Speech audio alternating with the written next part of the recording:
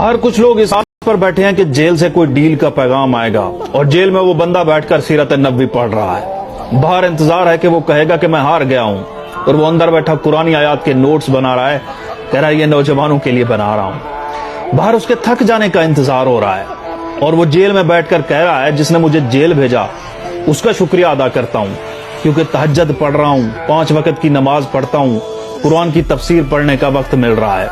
हाय वो कहां यार, ये बाहर डील के इंतजार में बैठे लोगों को, ये थक जाने के इंतजार में बैठे लोगों को, ये हार जाने के इंतजार में बैठे लोगों को बता दो कि ये जो बंदा है ये कोरमे खाने वाला नहीं है, ये निहारियां, ये पाए, ये बिरयानियां, ये बट कढ़ाइयां खाने वाला नहीं है, ये अरबी कब्से खाने वाला नहीं है, अरबी कब्सों के ऑर्डर देने वाला नहीं है। वो और था जिसको जेल में खानों की फिक्र रहती थी, वो और था जो जेल से भागा था, जिसने बहाने बनाए थे, जिसने डीलें की थी। ये लीडर है, तुम थक जाओगे, ये तुम्हें थका देगा। ये लीडर है जिसने जेल में बैठे वक्त को गनीमत जाना और उसे कुरान और सीरत नबवी के मुताले में गुजारने लगा और जेल भेजने वालों का शुक्रिया अदा करने लगा। भाई फिर ऐसे शख्स को थकाना मुमकिन ही नहीं है, हराना मुमकिन ही नहीं है।